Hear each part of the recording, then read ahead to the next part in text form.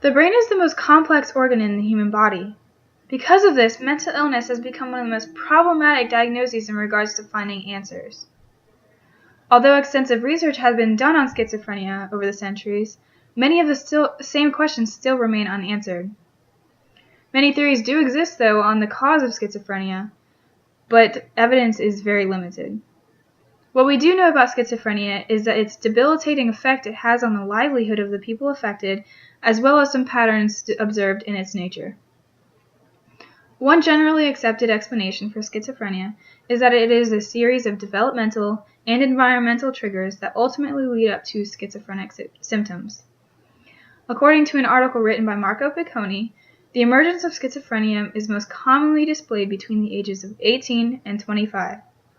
Males are also more prone to this disease than females, as well as African Caribbean people and migrants.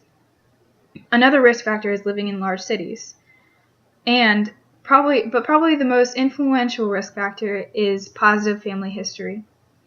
Compared to the 1% of the general population who are affected by schizophrenia, that percentage jumps to 6.5% in individuals who have an immediate family member who is affected by schizophrenia, and jumps all the way to 40% in people that are monozygotic twins. As you can see, there are several risk factors associated with schizophrenia, from the environment, but also from heritable influences.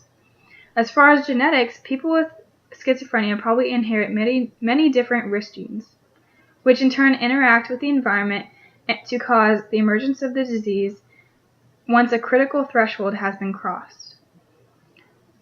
The emergence of schizophrenia is displayed by various positive and negative symptoms.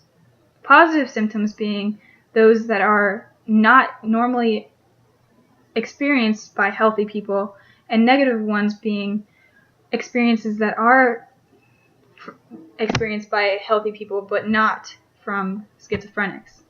Some examples of positive symptoms are hallucinations, like hearing voices or the activation of any senses not triggered by outside stimulus. Delusions are another example where people think that they are involved in some sort of conspiracy, or their thoughts or actions are being controlled by outside forces. Some negative influences are social withdrawal, loss of motivation, and loss of speech. What's interesting about schizophrenia is that all these positive and negative symptoms are involved in the later phase of schizophrenia. This creates a problem because the way to best manage schizophrenia is early diagnosis.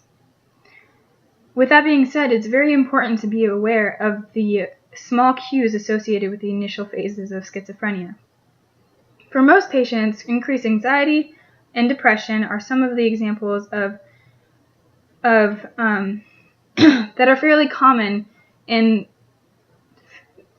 future mental illness. Another problem associated with these symptoms are that they are fairly common in teens, normal teens, who don't have any mental illness, which makes it even more challenging to pinpoint where this disease is actually located. So as you have now learned, schizophrenia is a chronic and extremely debilitating disorder of the mind that is triggered by an intricate sequence of genetic and environmental risk factors. Those who suffer from this disease experience highly irrational thoughts and ultimately lose touch with reality. Although with early diagnosis, the treatment and personal management of this disease is possible.